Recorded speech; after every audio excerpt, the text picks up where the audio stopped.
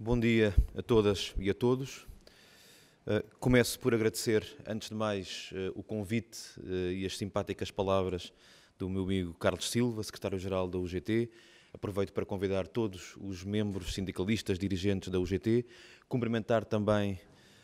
o Rúlio Roberto, presidente da ADS, também o Nilton, secretário-geral, e todos os sindicalistas e países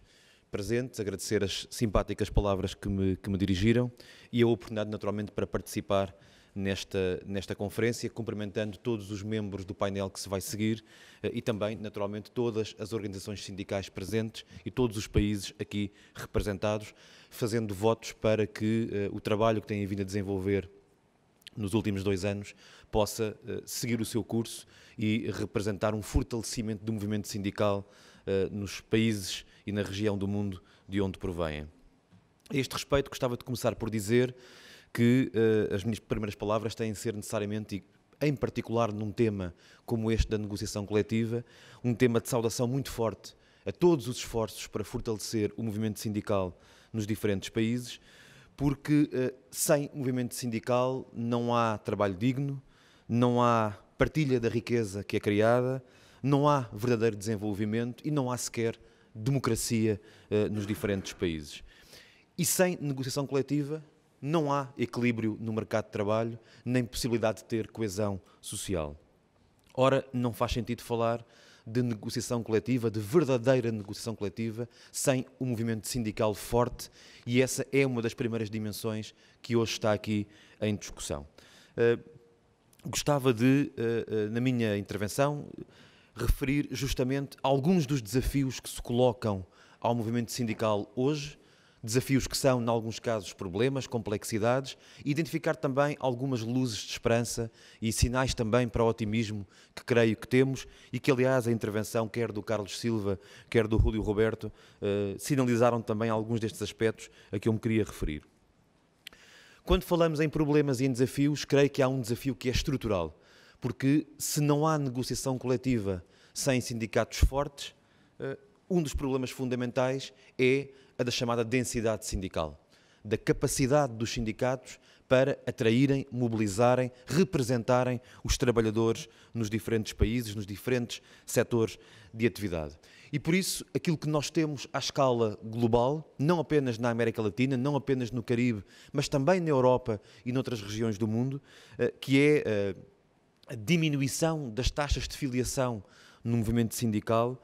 é um problema estrutural que nós refiro-me ao movimento sindical, mas não apenas o movimento sindical,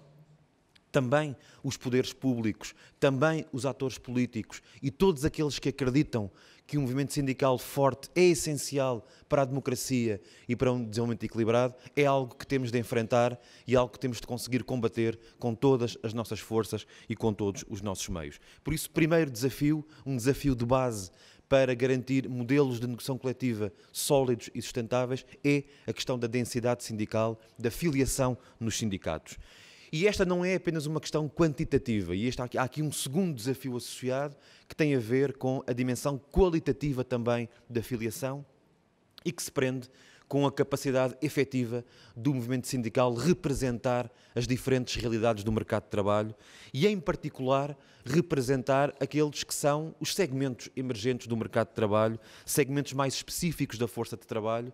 que muitas vezes são também aqueles que estão mais desprotegidos. E podemos olhar para os dois extremos do mercado de trabalho, quer para as novas profissões, os novos profissionais, aqueles que trabalham na economia digital, aqueles que estão mais envolvidos em aspectos menos regulados do mundo do trabalho e dos mercados globais contemporâneos, mas também aqueles que estão, muitas vezes, nos setores mais tradicionais, a imensa massa de trabalhadores que nos nossos países ainda está em quadro de trabalho informal, trabalho não protegido, trabalho não legalizado e que tem, obviamente, problemas muito específicos e da maior gravidade. E, portanto, quer falemos de profissões mais qualificadas ou menos qualificadas, mas incluídas na economia global e no trabalho digital, quer falemos do trabalho informal mais tradicional, quer falemos do chamado trabalho precário, nas formas não permanentes de trabalho, temos aqui uma dimensão importante de aumento da necessidade, da capacidade dos sindicatos para representarem estas pessoas. Um outro desafio, que se liga aliás com este, é o facto de nós termos modelos de regulação do mercado de trabalho e também modelos, naturalmente, de filiação sindical que estão ancorados no espaço nacional. Ora, hoje, de maneira crescente, a economia nacional, os espaços nacionais, os territórios nacionais são cada vez menos determinantes daquilo que acontece nesse território e temos uma economia cada vez mais integrada, cada vez mais globalizada, seja à escala regional, seja à escala mundial e transnacional. E, portanto, as realidades que foram determinantes na moldagem do movimento sindical, das lutas sindicais, das leis laborais nos diferentes países, estão hoje integradas de maneira muito complexa em espaços que transcendem em muito as fronteiras dos nossos países e, portanto, esta regulação nacional perde cada vez mais espaço em favor de espaços mais globais, mais difusos, com uma regulação muito mais ampla e muito mais complexa de relações de trabalho que transcendem em muito as fronteiras dos nossos países. É disto que falamos quando falamos de globalização, é disto que falamos quando falamos de uma competitividade à escala transnacional e aqui colocam-se questões muito relevantes, não apenas para as questões da efetividade da lei e do impacto que as leis nacionais têm, como elas se traduzem na prática das relações laborais, mas também para a capacidade de todos os atores, à cabeça os sindicatos, mas também os governos, de conseguir agir sobre os mercados de trabalho nacionais, quando na verdade eles fazem parte de um panorama, de um puzzle muito mais abrangente e de maior complexidade. Ainda um outro desafio, ligado também com este, a questão que foi já aqui referida do futuro do trabalho. A profunda transformação que hoje vivemos na Europa, mas vivemos também de maneira muito intensa nos países da América. O futuro do trabalho, as novas formas de trabalho que emergem, estou completamente de acordo com o que foi dito antes de mim. Nós não vamos, ao contrário do que muitos se apressam a querer vender como uma realidade incontornável e até desejável, que é a ideia de que o trabalho vai desaparecer e de que o trabalho subordinado e as relações de trabalho subordinadas vão deixar de ser dominantes, nada o indica. A evolução do emprego mundial nas últimas décadas não o demonstra. Mesmo nos países mais avançados no que toca à economia digital, não é essa a realidade dos números. O que teremos é, sim, trabalho diferente, profissões diferentes, porventura relações laborais diferentes que têm que ser enquadradas e têm de ser reguladas. Mas não nos enganemos, não podemos deixar que utilizem ideologicamente o futuro do trabalho e as transformações do trabalho como um pretexto para enfraquecer a regulação e para enfraquecer a capacidade coletiva de regular e de equilibrar o mercado de trabalho. Pelo contrário, temos que combater esta ofensiva, que é também uma ofensiva ideológica que pretende não apenas enfraquecer o movimento sindical, mas pretende enfraquecer aquela que é a possibilidade de uma regulação equilibrada e justa do mercado de trabalho nos diferentes países. A crise financeira de 2008, e estamos em Portugal, Portugal foi um país muito duramente atingido na última década pela crise financeira, foi mais um passo nesta dificuldade crescente em garantir para uma regulação equilibrada do mercado de trabalho um espaço adequado e um espaço justo de progresso e de equilíbrio entre as diferentes vozes e os diferentes atores. Em muitos países, a crise financeira de 2008 e tudo aquilo que se seguiu foi algo que veio modificar profundamente os equilíbrios, as relações de forças e, de alguma forma, interromper um caminho de progresso e um caminho de convergência que, felizmente, temos sido capazes de retomar nestes últimos 4 anos, mas que é um caminho difícil e que fazemos em condições bem mais difíceis do que aquelas que beneficiávamos num passado não muito distante. Em particular, esta crise de 2008 veio aprofundar aquilo que eu chamaria a hegemonia ou ortodoxia neoliberal, que permitiu que se tornasse ainda mais dominante a visão segundo a qual o crescimento económico, o crescimento da produtividade, da competitividade, dependeriam, nesta visão ortodoxa, de uma política laboral orientada sobretudo para a diminuição dos custos do trabalho, para o enfraquecimento dos direitos, para o enfraquecimento da dimensão coletiva das relações de trabalho e, em geral, para a flexibilização do mercado de trabalho, significando sempre esta ideia de flexibilidade, nesta visão ortodoxa, uma ideia de enfraquecimento, de desproteção, de recuo da regulação do mercado de trabalho. Esta visão ortodoxa do liberalismo, do neoliberalismo ortodoxo, tende a conceber como inevitável e até como aceitável ou mesmo desejável uma expansão total da instabilidade laboral e o enfraquecimento da negociação coletiva, o que é o mesmo que dizer enfraquecimento daqueles que representam coletivamente os trabalhadores. Foi uma visão que contaminou de maneira muito forte e muito profunda não apenas atores políticos, não apenas setores de interesses ligados ao mundo empresarial, mas também no debate público, a comunicação social, muitos especialistas têm defendido e passaram a defender este tipo de visão, não apenas na Europa, como também noutros pontos do mundo. Felizmente, hoje,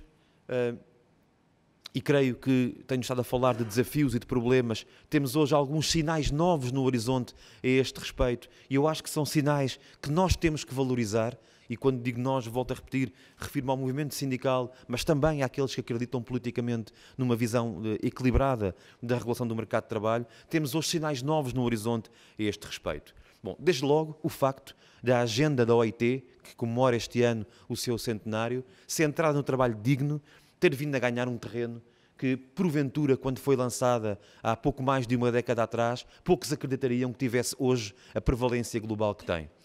De facto, a OIT e a sua agenda do trabalho digno, a sua visão equilibrada do mercado de trabalho e a sua defesa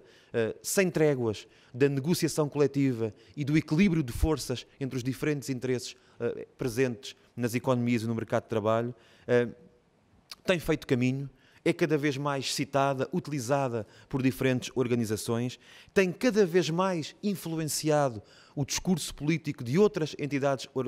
internacionais. E dou aqui um exemplo muito claro, a OCDE, que, como sabem, é completamente insuspeita de simpatias por visões mais reguladas no mercado de trabalho, ainda há poucos meses em Paris apresentou uma nova estratégia para o emprego, em que pela primeira vez reconhece que não é só a flexibilidade que interessa, há uma dimensão de segurança que é essencial a cautelar. E, aliás, diz mesmo nessa estratégia que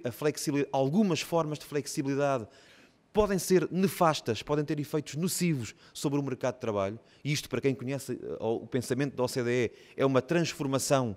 de grande alcance. Eu não estou a dizer que a OCDE deixou de pensar o que pensava, mas teve que equilibrar a sua visão e teve que incorporar uma dimensão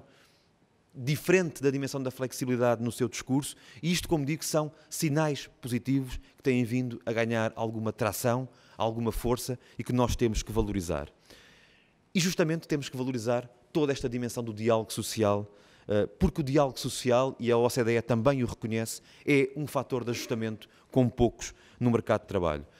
Creio que aquilo que a experiência dos diferentes países mostra é que a negociação coletiva e o diálogo social a nível nacional da concertação social é um fator de sustentabilidade das reformas e das políticas como poucos existem. Porque, independentemente da adequação, da justeza das políticas públicas e das reformas e mudanças que são feitas, o facto de elas terem o respaldo no diálogo entre os diferentes atores nas sociedades constitui um fator de adequação, de aceitação, de legitimidade e de sustentabilidade das medidas que são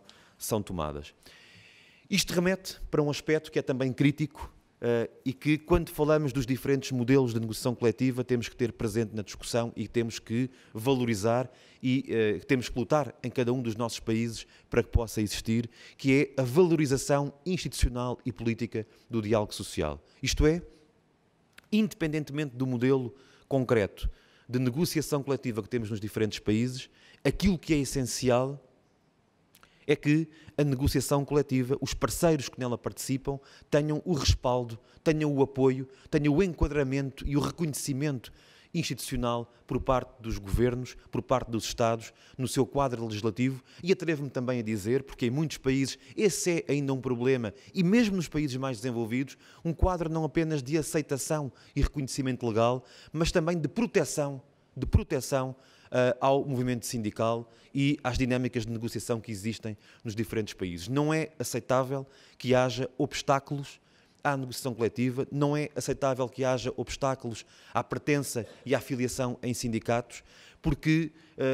nos países em que isso acontece, podemos ter todas as leis, podemos ter todos os discursos, mas se houver um clima de pressão e um clima contrário àquela que é a liberdade de associação sindical e de representação, não poderemos ter modelos sustentáveis de negociação e de diálogo social. E, portanto, fortalecer o diálogo social passa necessariamente por fortalecer o movimento sindical e as condições, quer de política pública, quer de apoio ao seu desenvolvimento, que são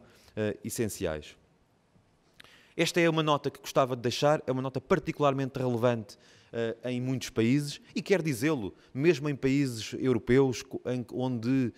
o diálogo social está muito institucionalizado e enraizado, há ainda, em alguns contextos, dificuldades de afirmação e de pleno desenvolvimento da atividade sindical que têm que ser erradicados definitivamente no quadro, aliás, daquilo que é o compromisso e a agenda do trabalho digno,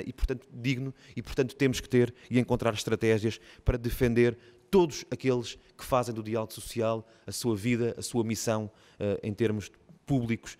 e cívicos, e muito em particular para garantir a melhor proteção àqueles que estão nas margens do mercado de trabalho e em segmentos mais desfavorecidos das nossas sociedades. Leva-me este ponto a referir um outro aspecto, que é este aspecto da liberdade sindical, e falei da liberdade de associativismo, falo também da ideia de pluralidade, e bem sei como a alternativa democrática sindical, os diferentes países que aqui estão representados, é justamente um dos rostos desta luta pela pluralidade no movimento sindical. Para termos efetiva negociação coletiva e efetiva representação dos trabalhadores, precisamos de ter não apenas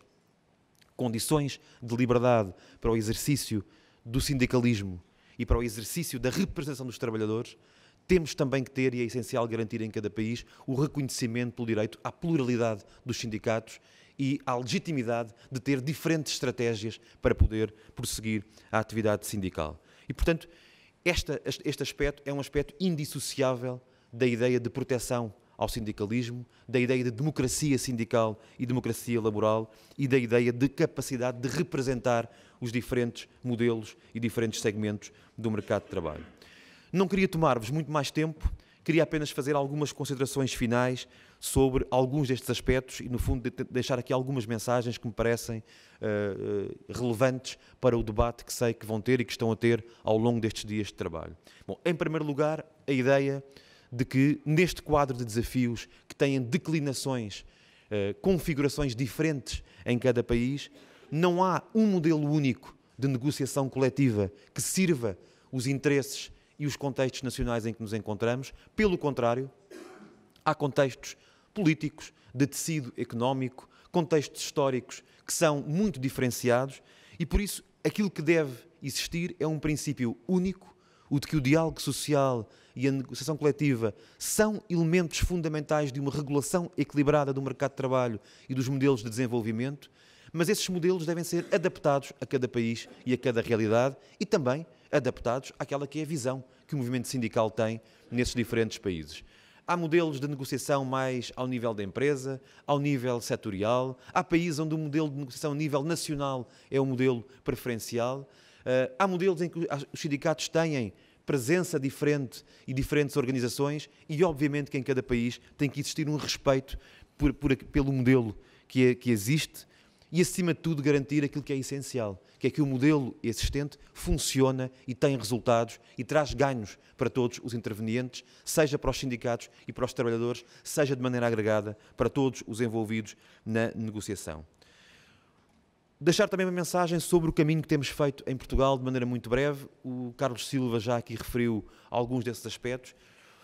Portugal, não vou amassar-vos com os detalhes desta história, mas é verdade que o governo português tem feito um forte investimento na tentativa de fazer basear as principais orientações de política económica, laboral, de regulação do mercado de trabalho e até no plano social, com base num diálogo social muito intenso. Um diálogo social muito intenso, que aliás passa pela negociação coletiva ao nível dos diferentes setores e empresas, promovendo a recuperação dessa negociação que foi basicamente destruída durante o período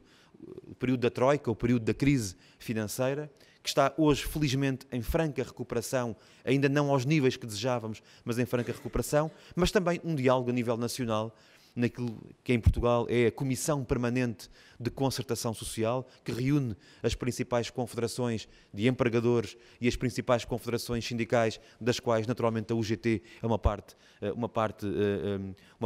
incontornável. E tem sido possível